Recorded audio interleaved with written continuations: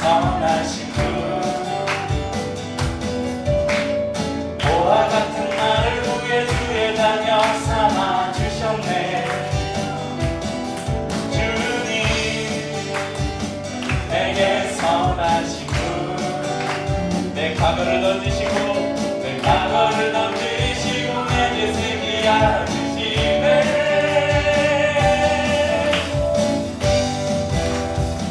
나 춤을 추네 나 늦게 외쳐 나 늦게 뛰네 뛰어 할렐루야. 라라라라 선하신 분 라라라라 선하신 분 라라라라 선하신 분 주님 주님 내게 선하신 분 보화 같은 나를 구해 보화 같은 나를 구해 주의 자녀 삼아 주셨네. 주님 내게 선하신 분 내 과거를 던지시고 내 과거를 던지시고 내게 새기야 주시네. 주님 앞에서 기뻐 춤을 추며 나 춤을 추네. 교회 지십시다. 할렐루야. 나 죽게 뛰네 뛰어 할렐루야. 라라라라 라라라라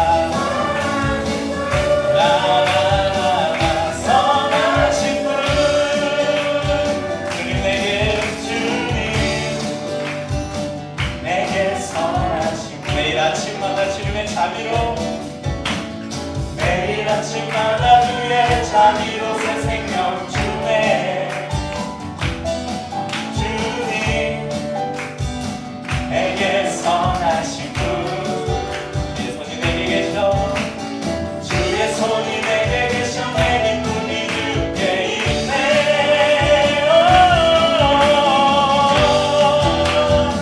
난 춤을 추네 나 죽게 외쳐 나 죽게 뛰네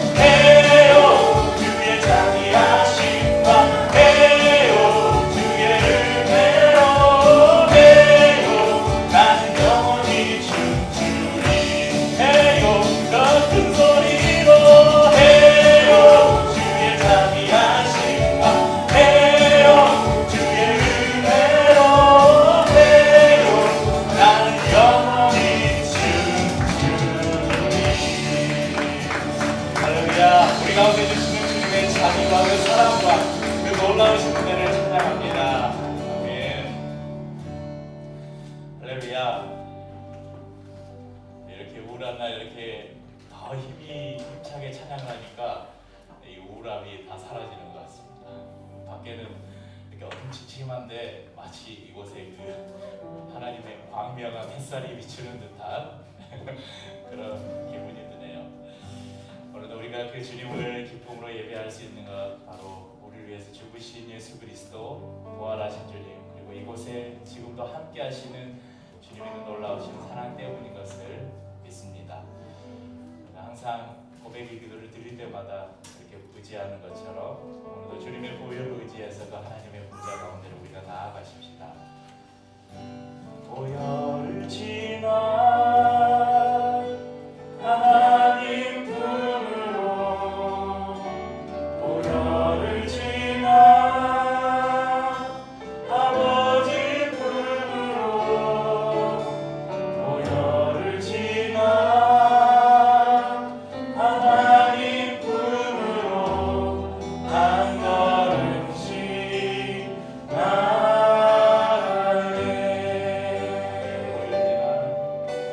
보혈을 지나 하나님 품으로, 보혈을 지나 아버지 품으로, 보혈을 지나 하나님 품으로 한 걸음씩 나아가네. 존귀한 주 보혈이, 존귀한 주 보혈이 내 영을 새롭게 하시네. 존귀한 주 보혈이 내 영을 새롭게 하네. 존귀한 주님의 보혈이, 주 보혈이 우리의 영을 새롭게 하시며 하나님 앞에 나아갈 담력을 주십니다. 존귀한 주 보혈이 내 영을 새롭게 하네. 존귀한 주 보혈이, 존귀한 주 보혈이 내 영을 새롭게 하시네. 존귀한 주 보혈이 내 영을 새롭게 하네.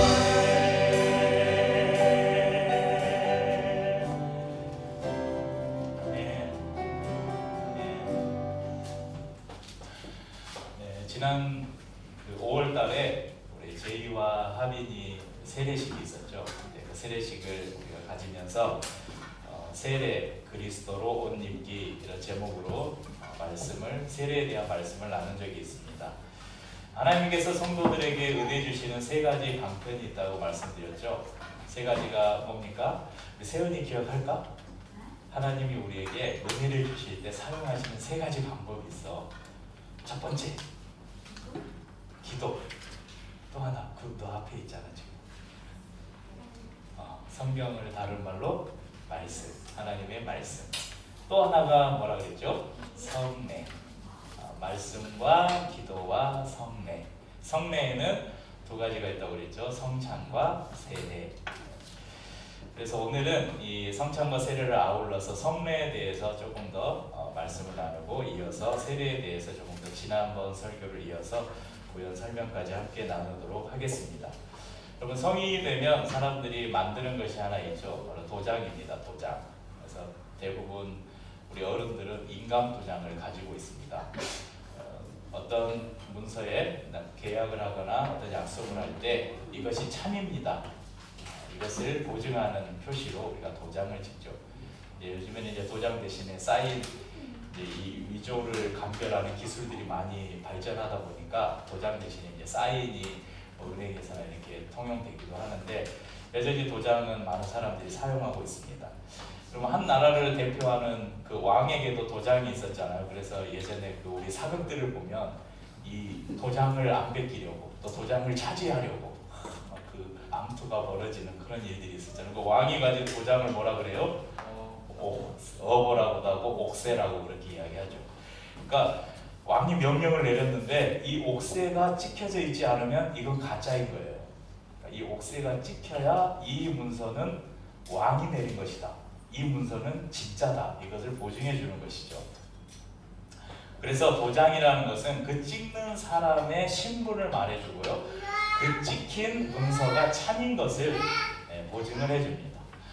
저희는 오늘 처음 보는 사람한테 안겨가지고 한참 있네.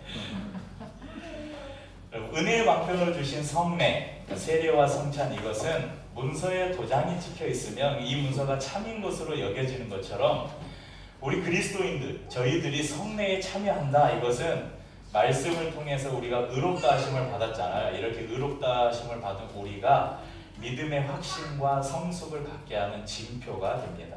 그래서 우리가 성례에 참여할 때, 세례와 성찬에 참여할 때 여러분 나는 그리스도인입니다. 이것을 확인하는 도장, 증표가 바로 이 성례라는 것입니다.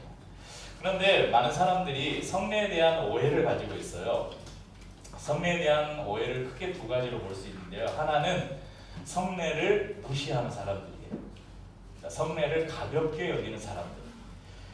그러니까 이 사람들은 어떤 생각을 하냐면 저희가 이제 이렇게 세례식을 이렇게 성찬식을 하면 저희는 이제 아무나 성찬식을 예배에 참여하는 분들 어느 누구나 자원하면 이 성찬에 참여하고 싶으면 누구나 참여하십시오 이렇게 하잖아요.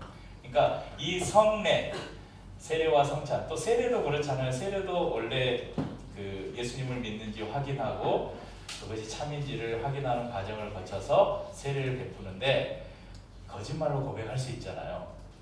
그러니까 우리 장로교회는 저희 총회 헌법에도 보면 세례를 받으려면 최소 1년이 걸려요. 그러니까 교회에 등록하면 6개월을 지나고 그 사람의 신앙과 이런 모습들을 살핀 다음에 이 사람이 교회 질서를 잘 따르고 신앙생활을 잘 한다 그러면 뭘 주냐면 학습이라는 걸 줘요. 그리고 학습을 받은 다음에 학습 교인이 된 다음에 6개월을 또 지켜본 다음에 이 사람이 정말 그리스도를 믿는다 그렇게 여겨지면 그 다음에 이제 세례식을 베풀죠. 근데 원래 이건 성경적이지 않아요. 그냥 교회에서 그렇게 헌법으로 만들어 놓은 거지 성경에는 뭐라고 그래요? 성경은 어느 누군가가 예수님 나는 죄인입니다. 나는 예수 그리스도를 나의 구주 나의 하나님으로 믿습니다. 이렇게 고백하는 그 자리에서 세례를 줄 수가 있어요. 그런데 왜 이게 이 교회에 이런 법이 생겼냐면 예전에 저희가 가난한 시대에 복음이 들어왔잖아요. 선교사님들이 이렇게 복음을 가지고 한국교회를 세웠잖아요. 그러니까 교회에는 좋은 것들이 많았어요. 선교사님들이 해외에서 이렇게 막 선교 지원들이 많이 들어오고 그래서 교회 가면 요즘에 그런 말 있잖아요. 야 교회 가면 저희 부모님한테 어릴 때 많이 듣던 소리 야 교회 가면 밥이 나오냐 쌀이 나오냐 이런 소리 많이 들었거든요. 근데 저희 한국교회 초대 당시에는 교회 가면 밥이 나왔어요. 교회 가면 쌀이 나오고 그리고 그 교육 수준이 가장 높은 곳이 어디였냐면 교회 주일학교였어요. 저희 막 그 OHP 있잖아요. 이렇게 필름 올려서 등사기 이런 거 제일 많이 먼저 쓴 데가 교회. 프로젝터 이런 거 제일 먼저 쓴 데가 교회. 그러니까 교회가 그렇게 앞서갔다는 것이죠. 그러니까 사람들이 교회에 가면 구제를 받을 수 있는 거예요. 가난한 사람들이 교회에 가면 먹을 것을 줘요. 근데 그것을 이런 혜택을 받으려면 뭘 해야 되냐면 세례를 받아야 됐어요. 세례를 받아야 그 교회의 정식 교인이 되잖아요. 근데 그러니까 이제 예수님을 안 믿어도 그런 게 필요한 거예요. 그래서 가짜로 예수를 믿는다고 하는 거예요. 그러니까 세례라는 것은 한 번 베풀면 다시 베풀지 않습니다. 그래서 저희 군대에서 제가 지난번에도 말씀드렸는데 군대에 가면 진중 세례라는 게 있는데 군인들한테 쭉 이제 4주 6주 이렇게 훈련받는 군인들한테 주일날 예배 드리면서 이렇게 이제 복음을 전하고 예수 믿는 사람 손 드세요. 그러면 세례 받을 사람 손 드세요. 그러면 그러니까 그 사람들 다 세례를 줘요. 왜냐하면 세례 받으면 초코파이 2개 주고 막 콜라 주고 막 그러니까 그거 먹고 싶어가지고 세례 받겠습니다 해요. 그래서 뭐 과정은 뭐 교육 과정이 있는 것도 아니고 세례 받겠습니다. 그러면 그냥 그 다음 주에 세례식 있는 주에 목사님들 여러분들 와가지고 한 명씩 나오면 네, 성부와 성령의 성령을 세례를 주느라 성부와 성령 그냥 이렇게 그냥 세례 주는 거예요. 그런데 그 세례도 인정을 해줘요. 교회에서는. 한번 군대에서 가짜로 초코파이 하나에 신앙 양심을 팔아가지고 세례를 받았다고 할지라도 이 사람이 나중에 다시 그리스도를 그때는 제가 가짜로 믿었어요. 그때는 초코파이 하나 먹으려고 세례를 받는다 그랬는데 이제는 제가 예수님을 진짜로 믿습니다. 그래서 세례를 다시 받고 싶어요. 그래도 다시 안 줍니다. 세례는 한 번만 베푸는 거예요. 그러니까 정말 교회 안에 이렇게 다시 베풀지 못한 이 세례를 가짜로 받은 사람들이 많았다는 거예요. 그래서 교회가 세례를 베푸는데 좀 더 신중을 기하자. 그래서 최소 1년간을 성도가 교회에 오면 지켜보자. 그래서 그 사람이 참으로 예수를 믿는지를 교육하고 점검하고 하는 시간을 갖자. 그래서 생긴 게 학습, 세례 이런 게 생겼죠. 그러니까 교회 안에는 예수를 믿지 않는데 세례를 받는 사람들도 있을 수 있고 예수를 믿지 않는데 이 성찬의 그런 은혜를 믿지 않으면서 그냥 받는 사람들도 있다는 거예요. 그런데 이게 뭐 무슨 신비한 능력이 있냐, 뭐 성례가 그렇게 중요하냐, 이렇게 성례를 가볍게 여기는 사람들이 있다는 것입니다. 또 성례가 우리의 믿음을 돕는다. 아까 성례를 은혜를 받는 방편 중에 중요한 하나라고 말씀드렸잖아요. 근데 이것을 인정하지 않는 사람들이 있어요. 야, 내가 그리스도를 믿고 그리스도 안에서 내가 이미 온전해졌는데 더 이상 뭐가 필요하냐? 그렇게 생각하는 사람들이 있다는 거예요. 근데 이것은 얼마나 교만한 생각인지 모릅니다. 여러분, 우리의 믿음은 날마다 성장해야 하고 하나님 앞에 섰을 때 비로소 완성되는 거예요. 온전해지는 거예요. 그리고 그것을 신앙 용어로는 성화라고 이야기합니다.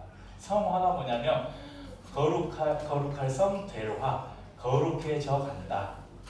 근데 언제 영화롭다, 언제 완전하게 되느냐? 하나님 앞에 섰을 때 영화롭게 된다. 그렇게 이야기합니다.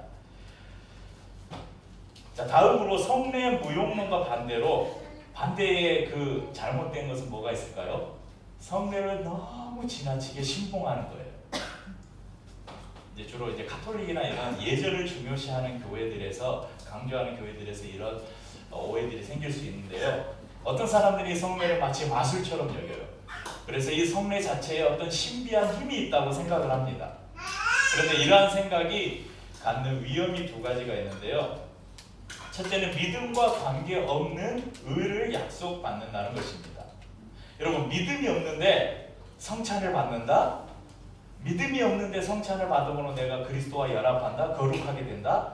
이것은 굉장히 위험한, 우리의 믿음에 그리스도를 믿음으로 구원받는다는 우리의 신앙의 근본을 흔들 수 있는 아주 위험한 생각입니다. 여러분, 지난주에도 말씀드렸는데 지난주에 제가 성찬에 대한 말씀을 드리면서 이 성찬을 우리가 믿음으로, 이것이 그리스도의 몸이고 그리스도의 살과 피라는 그 믿음으로 우리가 이 성찬에 참여하면 우리에게 이 성찬을 통해서 하나님이 큰 은혜를 주시는데 아무 생각 없이 이걸 먹고 마시면 그냥 이건 뭐라 그랬어요? 그냥 우리 성집사님이 만든 그냥 맛있는 빵 한 조각, 그냥 저기 웰치스 포도주스 한 모금, 이거밖에 아니라는 거예요. 그냥 그것으로 끝난다는 거예요. 그러나 이것을 믿음으로 받아들였을 때 놀라운 은혜가 임한다는 것이죠. 그러니까 무조건적인 이 성례 신봉자들, 믿음과 상관없이 성례 자체에 신비한 힘이 있다고 생각하는 것은 우리가 경계해야 될 생각입니다.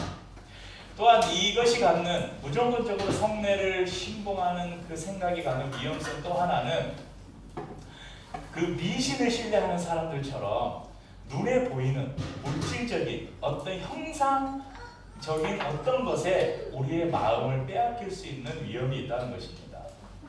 그래서 예배 시간에 설교하면 말씀 이렇게 듣고 이렇게 흘려버리고 그날 뭐 무슨 설교했는지 아무것도 기억 못하고 찬양을 해도 그냥 아우 듣기 좋네, 아우 이제 잘하네 이러고 그냥 끝나는데 성찬식만 하면 제일 앞에 나가가지고 막 성찬을 이걸 먹고 마셔야 내가 그리스도와 연합하고 막 이런 사람들이 있어요. 그러니까 뭔가를 체험을 하고 경험을 해야 믿음이 생긴다. 그래서 성례를 그런 의미로 두는 사람들이 있는데 이것도 굉장히 위험한 생각입니다. 그러니까 예수 그리스도를 믿음으로 구원받았다는 그 구원에 대한 믿음보다 세례나 성찬 같은 어떤 행위, 어떤 상징, 이것을 행함으로 내가 구원의 확신을 얻는다는 것이 위험한 생각이라는 것입니다. 여러분, 부활하신 예수님께서 제자들에게 나타나셨잖아요. 근데 그 자리에 도마, 제자 중에 도마, 디두모라고 하는 도마가 그 자리에 없었어요. 그래서 제자들이, 도마가 이제 나중에 왔는데, 야, 우리가 부활하신 예수님을 만났다. 그러니까 도마가 뭐라 그랬냐면, 요한복음 20장 25절에 다른 제자들이 그에게 이르되 우리가 주를 보았노라 하니, 도마가 이르되 내가 그의 손의 못자국을 보며 내 손가락을 그 못자국에 넣으며 내 손을 그 옆구리에 넣어보지 않고는 믿지 아니하겠노라 하니라. 그러니까 예수님이 이미 부활하셔서 제자들에게 나타났는데 도마는 그 자리에 없어서 그걸 못 본 거예요. 그러니까 그걸 듣고는, 야, 그럴 수는 없다. 예수님이 십자가에 이렇게 못 박히셨잖아요. 그리고 옆에 창에 찔리셨잖아요. 내가 그 못자국을 손으로 만져보고 창자국을 손으로 만져봐야 내가 예수님이 진짜 살아나신 걸 믿겠다 그랬어요. 그러니까 예수님께서 그때 도마에게 나타나셔서 이렇게 말씀합니다. 27절 29절에 도마에게 이르시되 내 손가락을 이리 내밀어 내 손을 보고 내 손을 내밀어 내 옆구리에 넣어보라. 그리하여 믿음 없는 자가 되지 말고 믿는 자가 되라. 도마가 대답하여 이르되 나의 주님이시요 나의 하나님이시니이다. 예수께서 이르시되 너는 나를 본고로 믿느냐? 보지 못하고 믿는 자들은 복되니라 하시니라. 그러니까 성도들 가운데는 그런 성도들이 있어요. 이게 이제 좀 신비주의적이거나 은사주의적인 교회들에서 많이 나타나는 현상인데, 뭔가를 체험하고 경험을 해야 예수를 믿을 수 있다고 하는 사람들이 있어요. 그러니까 뭐 방언을 하거나 특별한 막 병고침, 누군가 막 안전뱅이가 일어나거나 막 이런 것을 경험해야 예수를 믿겠다. 근데 이제 그런 믿음이 많은 사람들이 있는 곳에서는 이제 그런 일들을 많이 일으키려고 해요. 그래서 예전에 막 그 이단들 중에 그런 사람들 많았잖아요. 막 집회 같은 거 하면 이미 몇 사람을 심어놔요. 그래서 하다 보면 막 사람들이 막 넘어가고 그런 일들 많았잖아요. 그러니까 그런 것들을 경험해야 믿음이 생긴다고 하는 거예요. 그러니까 예수님이 말씀하셨어요. 야, 너가 못 믿겠다면 내 손을 만져보고 내 옆구리를 만져봐라. 그래서 안 믿는 것보다는 차라리 만져보고 믿는 것이 낫다. 그렇지만 보지 않고도, 만져보지 않고도 믿는 믿음이 진짜 복된 믿음이다. 이렇게 말씀하셨어요. 그러니까 우리가 성찬을 참여함으로, 이걸 뭔가를 경험함으로 내가 예수님을 믿을 수 있다. 이 믿음보다 내가 이미 예수님을 믿는 그 믿음 안에서 성찬을 참여하는 게 더 복되다. 이렇게 우리가 이해할 수도 있을 것입니다. 우리가 성찬과 세례, 이것은 말씀이라는 기초 위에서 행해져야 비로소 하나님의 은혜의 통로가 될 수 있는데요. 좀 더 확실하게 성례가 하는 일이 무엇인지 우리가 살펴보겠습니다. 여러분, 성례는 보이는 말씀, 제가 자주 여러분에게 말씀드렸는데, 성례는, 그러니까 특별히 성찬은 보여지는 말씀이다. 세례도 마찬가지입니다. 보여지는 말씀이다. 그러니까 성례가 하는 일은, 우리가 이렇게 제가 성경을 읽고 말씀을 이렇게 나누잖아요. 여러분들이 집에서 이렇게 성경을 펴면서 이 성경이 기록된 하나님의 말씀을 읽으면서 하나님의 음성을 듣잖아요. 그런 것처럼 이 성례는 우리에게 그리스도를 나타내주고 그리스도 안에 있는 은혜의 보물 창고를 제공해주는 역할을 합니다. 우리 세연이도 학교 다니면서 아마 많이 해봤을 거고, 우리 주원이나 채민이나 어린이집에서 그 교육을 효과적으로 하기 위해서 선생님이 그냥 날마다 말로만 이렇게 가르치면 교육 효과가 별로 없죠. 그래서 쓰는 방법이 뭐예요? 그죠. 시청각 교육. 시청각 교육을 해요. 시가 뭐예요? 보고, 청, 듣고, 각, 감각, 만지고 경험하는. 이걸 시청각이라고 합니다. 그래서 영상도 보여주고 어떤 체험도 하고 만들기도 하고 그림도 그리고 이런 것들을 하죠. 그것을 왜 해요? 전하는 그 메시지를 좀 더 분명하게 알기 위해서. 그러니까 우리가 믿는 예수 그리스도를 더 분명하게 우리가 경험할 수 있도록 우리에게 허락하신 것이 바로 이 성례라는 것입니다. 또 성례는 건물의 기둥에 비유할 수 있어요. 하나님의 말씀이 건물을 세우기 전에 이렇게 다지는 기초라고 한다면, 건물을 세울 때 세우는 기둥을 우리가 성례라고 말할 수 있습니다. 기초를 아무리 튼튼히 세웠다고 할지라도 기둥이 견고하지 않으면 결코 견고한 집을 지을 수 없는 것처럼 주님께서 우리에게 주신 이 성례를 가볍게 여긴다면 결코 튼튼한 집, 바른 믿음, 바른 교회를 세울 수 없을 것입니다. 제가 개척에 대한 마음이 없을 때부터 그냥 교회에서 부교육자로 예배사역자로 사역할 때도 제 마음속에는 항상 그런 마음이 있었어요. 매주 성찬을 하고 싶다. 매 예배 때마다. 그래서 저는 그걸 제가 할 수 없으니까, 제가 담임 목사가 아니니까 우리 수미자매가 청년부하고 저하고 5년 동안 청년부 활동도 같이 하고 그랬으니까 아마 증인일 거예요. 우리 청년부 수련회나 이런 걸 가면 저는 거기에서 항상 성찬식을 했어요. 왜냐면 매주 못하니까 나가서 수련회나 이런 걸 하면 꼭 성찬식을 했어요. 그래서 성찬식이라고 하면 또 뭐라고 할까봐 그냥 이름을 좀 바꿔서 애찬식이나 이렇게 이름은 좀 바꿨지만 제 마음은 이 주님이 우리에게 주신 성찬을 나눈다는 똑같은 마음으로 제가 참 기억나는 우리 그 용인 도시너머 자연빛 교회였나? 그곳에서의 성찬이 아직도 인상에 많이 남아있어요. 제가 큰 십자가를 만들어서 십자가를 가운데 들고 성찬을 나누는데 지체들이 막 눈물을 흘리면서 그 성찬을 나누고 서로 죄를 고백하고 서로를 안아주고 막 하면서 그 1시간 가까이 성찬을 나눴던, 성찬식을 했던 그때의 경험이 아직도 생생하게 남아있습니다. 또 이 성례는 거울과도 같습니다. 성례는 말씀이 하는 것보다 더 분명하게 그리스도의 구원을 우리에게 비춰줍니다. 또한 성례는 아까 말씀드린 것처럼 문서에 찍힌 도장과도 같습니다. 도장은 문서의 진위를 확인해주고 그 문서의 내용을 효과 있게 해줍니다. 그런데 만약에요, 문서가 있는데 도장만 찍혀 있어요. 안에가 아무것도 없어요. 이 문서가 의미가 있을까요? 무슨 내용이 있고 도장이 찍혀 있어야 되잖아요. 그 내용이 뭐냐면 그 문서에 도장이 성례라고 한다면 내용이 바로 하나님의 말씀이에요. 이 성례는 말씀을 보증해주는 역할을 합니다. 또 성례를 효과 있게 하는 요소가 하나 있는데 그것은 바로 성령님입니다. 성령님이 우리의 지성을 비춰서 말씀과 성례가 우리 마음에 들어오게 하지 않으시면 이 성례가 아무 의미가 없다는 것입니다. 그래서 우리가 성찬을 나눌 때마다 하나님의 영이신 성령님께서 우리 안에 오셔서 이 성찬을 통해서 또 우리가 베푸는 세례를 통해서 하나님이 은혜를 주십시오. 더 그리스도의 구원을 우리가 확신할 수 있도록 우리를 도와주십시오.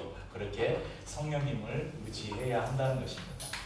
오늘 저희가 읽은 이 고린도전서 10장 1절에서 4절 말씀을 보시면요, 형제들아 나는 너희가 알지 못하기를 원하지 아니하노라. 무슨 말이에요? 알지 못하기를 원하지 아니하노라. 꼭 알았으면 좋겠다 이 말이에요. 왜 한국말에 이렇게 써놓으면 외국 사람들은 다 모를 거예요. 이게 무슨 말인가. 부정 더하기 부정은 강한 긍정이라는. 형제들아 나는 너희가 꼭 알기를 원한다. 그러면서 무슨 말씀하냐면 우리 조상들이 다 구름 아래에 있고 바다 가운데를 지나며 모세에게 속하여 다 구름과 바다에서 세례를 받았다 이렇게 말씀하잖아요. 이게 뭐냐면 여러분 구름 하면 뭐겠어요? 출애굽할 때 애굽에서 이스라엘 백성들이 나올 때 광야를 지날 때 낮에 구름 기둥이 이스라엘 백성들을 지켜줬잖아요. 또 바다는 뭘까요? 홍해를 만났을 때 하나님께서 그 홍해를 여시고 마른 땅을 건너가게 하셨잖아요. 그러니까 이스라엘 백성들이 애굽에서 하나님께서 그들을 불러내서 모세의 지도 아래 그들이 구름 기둥을 지나며 홍해를 건너면서 가나안 땅으로 들어갔죠. 그것을 세례에 비유하고 있습니다. 여러분 모세는 이거 보면 모세에게 속하여 이랬잖아요. 모세는요 그리스도를 예표하는 구약의 대표적인 인물이에요. 그러니까 구약의 모세 그러면 신약의 예수 그리스도를 예표하는 인물. 그러니까 모세에게 속해서 구름과 바다에서 세례를 받았다 이 말은 예수 그리스도를 통해서 우리가 구원을 받았다 이 말하고 같다고 보시면 됩니다. 또 3절을 보시면요 다 같은 신령한 음식을 먹으며 4절에는 다 같은 신령한 음료를 마셨으니 이는 그들을 따르는 신령한 반석으로 마셨으며 그 반석은 곧 그리스도시니라. 그럼 마지막에 그리스도시니라 이게 없었으면 이 말씀이 무슨 말씀인가 헷갈릴 뻔했는데 우리에게 가르쳐 줬잖아요. 그럼 이 신령한 음식이 뭐겠어요? 하늘에서 내려온 만나. 그럼 신령한 음료는 모세가 반석 위에서 물을 냈잖아요.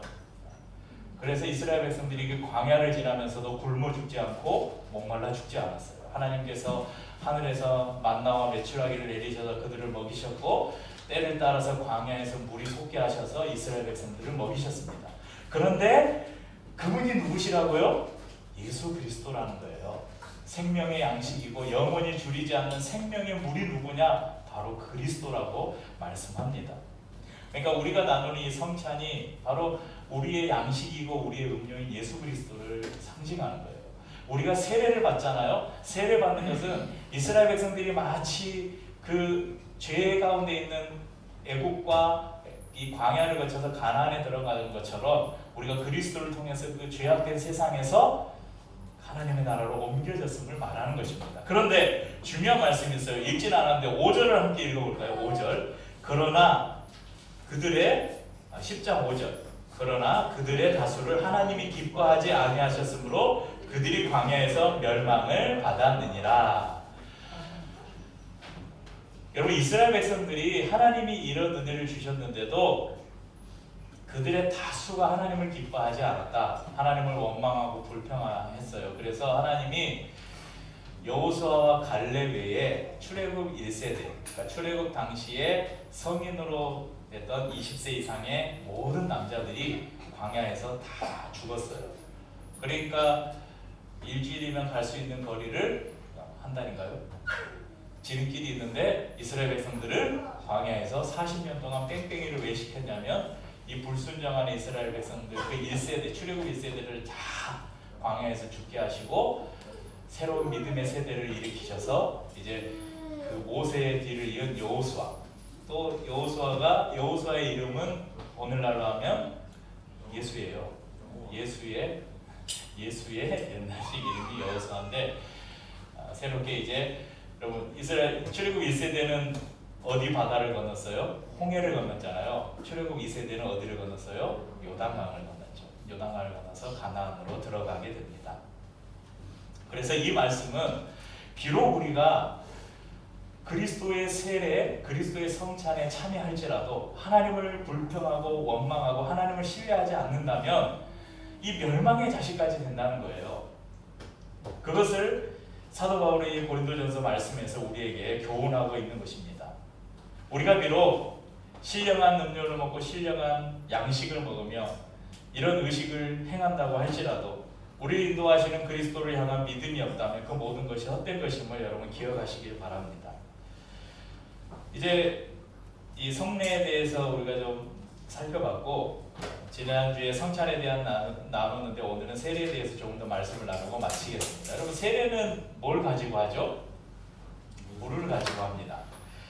물을 가지는데 물이 두 가지 의미를 갖는다고 했죠. 물은 여러분 뭐 할 때 써요? 씻을 때 쓰죠. 물은, 세례는 죄를 씻는다는 의미와 함께 여러분 물에 빠지면 어떻게 돼요? 죽죠. 그러니까 원래 이제 세례는 물에 완전히 잠겨서 강 같은 데서 물에 잠겼다가 다시 일어나는. 이제 화면 하나 옮겨볼까? 근데 이게 그 세례 장면을 이제 이미지를 제가 말씀드렸죠. 이 이미지 찾는데 제가 매주 한 30분 이상을 써요. 여러 사이트들에 이번 주제, 이 설교의 주제와 가장 어울리는 그림을 찾기 위해서 30분 이상을 리서치를 하는데 세례에 관련된 어느 홈페이지에 올라와 있는 글인데 저게 뭐냐면 물속에 잠겼다가 살았다 하는 그림이에요. 그러니까 물에 잠기면 죽죠. 올라오면 어떻게 돼요? 살죠. 그래서 이 세례는 물속에 잠겨서 예전의 옛사람, 예전의 죄악 가운데 있던 나는 죽고 그리스도와 함께 내가 다시 살아났다, 이것을 의미합니다. 그러니까 세례는 예수님의 보혈로 나의 죄를 씻고 십자가에 못 박히신 예수님과 함께 내가 십자가에 못 박혀서 죽고 그리스도의 부활과 함께 내가 다시 살아났다, 이것을 우리에게 상징해 줍니다. 또한 세례는 내가 그리스도에게 접붙임을 받아서 하나님의 자녀가 되기로 그렇게 인정하는 교회 공동체 가운데서 행해지는 이 교회 공동체의 가입의 표시입니다. 세례는 우리에게 두 가지 유익을 주는데요. 첫째는 하나님에 대한 우리의 믿음의 고백을 도와요. 그러니까 우리의 믿음을 돕는 역할을 해요. 세례는. 또 하나는 사람들 앞에서 고백하는 우리의 고백을 돕는 역할을 합니다. 우리의 믿음을 돕는다는 것, 이것은 하나님이 우리의 모든 죄를 용서해 주셨다는 이 문서에 찍힌 도장과 같은 역할을 합니다. 세례가. 그래서 그것을 통해서 우리는 내가 하나님이 나의 죄를 용서해 주셨구나라는 하는 믿음의 확신을 갖게 돼요.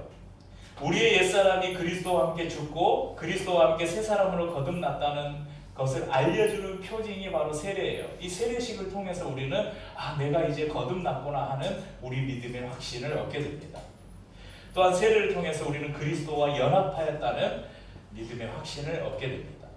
여러분, 세례를 많은 분들이 이미 세례를 받으셨잖아요. 너무 오래전에 유아세례를 받았거나 입교를 하신 분들은 경험을 하지 못하셨겠지만 성인이 되어서 세례를 받으신 분들은 그 세례를 받을 때 그 감격을 아마 기억하실 거예요. 저는 기억을 하고 있습니다. 그 세례식이 뭐 별거 아니에요. 그냥 그 이중과 교육받고 주일날 오면 물 찍어가지고 성부와 성자 이렇게 하잖아요. 근데 그 날이 얼마나 참 감격스럽고 복된 날인지 모릅니다. 그럼 이것은 이 세례식을 통해서 우리의 믿음이 더 확고해지는 그런 은혜가 이 세례식 가운데 있기 때문입니다.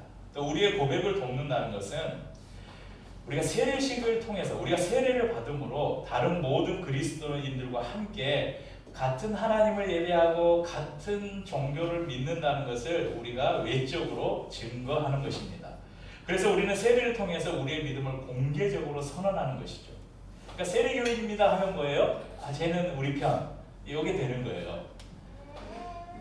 사도 바울이 말하죠. 우리 두 번째 본문인데 로마서 6장 3절 4절에서 무릇 그리스도 예수와 합하여 세례를 받은 우리는 그의 죽으심과 합하여 세례를 받은 줄을 알지 못하느냐. 그러므로 우리가 그의 죽으심과 합하여 세례를 받음으로 그와 함께 장사되었나니 이는 아버지의 영광으로 말미암아 그리스도를 죽은 자 가운데서 살리심과 같이 우리로 또한 새 생명 가운데서 행하게 하려 함이라. 바로 세례 안에 이런 의미가 담겨 있다는 것입니다. 성례를 설명하면서 말씀드린 것처럼 세례를 어떤 신비한 능력을 가진 것으로 여기거나 아니면 세례가 어떤 계급장처럼 여겨져서 나는 세례 받았고 너는 세례 안 받았으니까 너는 나보다 좀 믿음이 낮은 사람 이렇게 평가하는 기준이 될 수 없다는 것을 여러분 기억하십시오. 또 반대로 세례를 너무 가볍게 여기는 것, 내가 예수 믿으면 굳이 뭐 세례를 받아야 하느냐 이렇게 세례 무용론을 주장하는 것도 아주 잘못된 생각입니다. 여러분, 세례가 필요 없다면 예수님이 세례를 베풀라고 말씀하셨을까요? 우리가 잘 아는 지상명령이라는 게 있어요. 지상명령. 그러니까 땅 끝까지 이르르니까 우리가 지상, 이 땅의 끝까지 우리가 행해야 될 명령을 예수님께서 주셨는데 여러분들 아마 다 외우고 있으시죠? 너희는 가서 한번 해보세요. 너희는 가서 모든 족속으로 제자를 삼아 아버지와 아들과 성령의 이름으로 세례를 주고 내가 너희에게 분부한 모든 것을 가르쳐 지키게 하라. 볼지어다 내가 세상 끝날까지 너와 항상 함께 있으리라. 저희가 뭐 지상명령 하면 막 이 마태복음 28장 19절 이하의 말씀을 달달달 외웠잖아요. 이러고 보니 저희도 조만간 그거 한번 해야 되겠어요. 성경 암송 대회. 예전에 저희가 소금교회 있을 때 성경 암송 대회를 했는데 우리 아이들이 1등 해가지고 그 8만 원인가 받아가지고 저기 한스델리에서 회식했던 기억이 우리도 성경 암송 대회 다 같이 한번 했으면 좋겠다는 생각이. 예수님께서 그러므로 너희는 가서 모든 족속으로 제자를 삼고 아버지와 아들과 성령의 이름으로 세례를 베풀어라 이렇게 명령하셨어요. 이것은 모든 그리스도인들에게 주신 명령입니다. 여러분, 우리가 세례를 받았다고 구원받았다고 말할 수 없습니다. 세례는 구원을 주는 것이 아니라 내가 예수를 믿음을 외적으로 표현하는 것입니다. 마치 사랑하는 두 연인이 그 사랑을 사람들 앞에서 확증하는 표시로 여러분 결혼식을 올리는 것처럼 세례는 내가 그리스도와 연합되었습니다. 이것을 많은 사람들 앞에서 외적으로 확인받는 시간이 바로 이 세례입니다. 어떤 사람은 세례를 받았으니까 나는 더 이상 이제 죄인이 아니다. 나는 죄와 상관없다 생각하기도 합니다. 하지만 세례가 우리에게 정결함을 주는 것은 아닙니다. 세례는 내가 그리스도 안에서 옛사람이 죽고 그리스도와 함께 다시 살아났다는 것을 항상 기억하면서 내가 이제는 죄 가운데 있을 수 없다. 그러면서 죄와 싸워 이길 수 있는 힘을 주는 것이 바로 이 세례입니다. 그럼 교파에 따라서 교회에서 다양한 방법으로 세례식을 진행합니다. 교단 중에 침례교라고 있잖아요. 우리 전사님 침례신학교 나왔나요? 네. 우리 곽혁은 전사님 침례교 신학교를 나왔는데, 그 침례교는 왜 침례교냐면 세례를 베풀 때 물에 완전히 잠기는 세례를 베풀어요. 그날은 가운 이렇게 입고, 이제 일반적으로 침례교회 큰 교회들은 교회를 건축할 때 이 강단 뒤에 휘장을 이렇게 젖히면 그 뒤에 욕조가 하나 있어요. 탕이 하나 있어서 거기에서 보통 세례식을 하고, 침례교단들은 대부분 다 교회를 자체 건축을 하는 교회들은 대부분 있고, 이제 그런 게 없을 때는 이제 공동으로 사용하는 이런 세례를 베푸는 장소가 있고, 제가 예전에 그 침례교단 중에 필그림 수양관, 지구촌 교회 필그림 수양관에 가면 그 수양관 가운데 이렇게 야외에 침례를 베풀 수 있는 이제 그런 수양관을 이용하기도 하고 그렇습니다. 그러니까 몸을 완전히 잠겨서 하는. 그래서 어떤 교회들은 이 침례를 해야 세례를 조금 더, 아까 그 말씀드렸잖아요. 물속에 완전히 잠겼다 일어나야 내가 죽다 살았다 이런 걸 좀 느낄 수 있다. 그래서 실제로 강의나 이런 데 가서 일부러 이 세례식이 있는 날은 그런 데 나가서, 침례교단이 아닌데도 일부러 나가서 하는 데도 있고, 또 저기 그 성지순례 가면 꼭 목사님들이 저기 요단강에, 예수님이 요단강에서 세례 받으셨잖아요. 그 요단강에 가서 세례 체험한다고 또 물속에 한번 푹 들어갔다 나오기도 하고, 또 어떤 교회는 몸을 반만 잠그면서 세례를 베풀기도 하고, 또 저희처럼 물을 뿌려서, 물을 찍어서 이렇게 머리에 붙여서 하는 약식으로 하는 방법도 있습니다. 그런데 여러분, 어떻게 그래, 물에 완전히 잠겨서 하는 게 옳다, 아니다, 뭐 그렇게 그것은 옳고 그름을 말할 수 있는 것은 아니고요. 교회의 형편에 따라서 세례, 하나님께서 우리에게 은혜의 방편을 주신 세례의 의미들을, 제가 앞서 설명드린 세례의 의미들을 잘 기억하고 그것을 그 세례식에 담아서 행한다면, 외적인 형식은 어차피 우리가 예수님 당시처럼 요단강에 가서 세례 받는 거 아니잖아요. 우리가 어떤 다양한 방법으로 해도 상관이 없을 거라고 생각합니다. 세례를 받으신 우리 성도님들 세례식 때를 생각해 보십시오. 참 감격스럽고 감사한 시간이었지 않습니까? 그런데 나는 이미 수십 년 전에 세례 받았는데 지금 이제 나는 다시 세례 받을 일도 없고 세례가 뭐 나와 무슨 상관인가 이렇게 생각할 수도 있잖아요. 근데 여러분, 세례식이야 평생 한 번 하지만 세례는 우리가 날마다 기억하고 우리 마음속에서 되새겨야 될 하나님의 은혜의 방편인 것을 기억하셨으면 좋겠습니다. 또 공동체가 이제 예수를 믿는 사람이 생기고 그래서 한 번씩 이렇게 세례식이 베풀어질 때가 있잖아요. 그런 세례식에 우리가 동참하면서 우리가 그리스도 안에 한 가족임을 확인하는 것입니다. 저희 교회에 새가족 등록식인 이 가족의 탄생이 있습니다. 이 가족의 탄생은 기류의 교회라는 지역교회의 한 가족이 되는 시간이라고 말씀드렸죠. 반면에 이 세례식은 하나님 나라의 영적 가족이 되는 것을 환영하는 시간입니다. 그래서 너무나 중요한, 정말 일생에 어쩌면 생일날보다, 생일날은 매년 돌아오잖아요. 세례는 한 번 받으면 끝이에요. 뭐 다 내년에 세례 2주 전, 세례 3주 전 기억 안 해줘요. 그래서 그 세례 받은 해가 참 의미 있고 의미 있는 그런 시간이죠. 그래서 세례를 받는 사람이나 그 세례식에 동참하는 성도들이나 그 시간들을 통해서 하나님께 감사하고 영광을 돌리는 시간이 되어야 됩니다. 이제 저희 교회도 머지않아 우리 한 분의 세례식을 진행하려고 합니다. 누군지는 아시죠? 이제 세례식 전에 또 한번 이제 만나서 교육하는 시간이 있겠지만 오늘 나눌 말씀을 잘 기억하셨으면 좋겠습니다. 그리고 모든 성도님들이 하나님께서 은혜 주시기 위해서 허락하신 이 세례, 이것을 세례식뿐만이 아니라 여러분 날마다 세례가 뭐라 그랬어요? 그리스도를 통해서 우리가 깨끗하게 보혈로 정결하게 씻음 받는다. 그러니까 우리는 매일 예배 때마다 이것을 지금 하고 있는 거예요. 고백기도 드리고 있잖아요. 이게 세례라는 거예요. 또 하나 뭡니까? 세례의 의미, 죽었다 살아나는 것. 날마다 우리가 그리스도 안에서 내 자아를, 옛사람을 죽이고 그리스도 안에서 새 사람, 거듭난 자로 살아가려고 노력하는, 힘쓰는 그런 삶을 사는 것이 바로 이 세례의 의미를 늘 기억하고 사는 삶인 것입니다. 그래서 세례받은 자로서의 합당한 삶을 살기 위해 힘쓰는 우리 저 모든 성도님들 될 수 있기를 주의 이름으로 축복합니다. 함께 찬양하고 성찬을 나누도록 하겠습니다.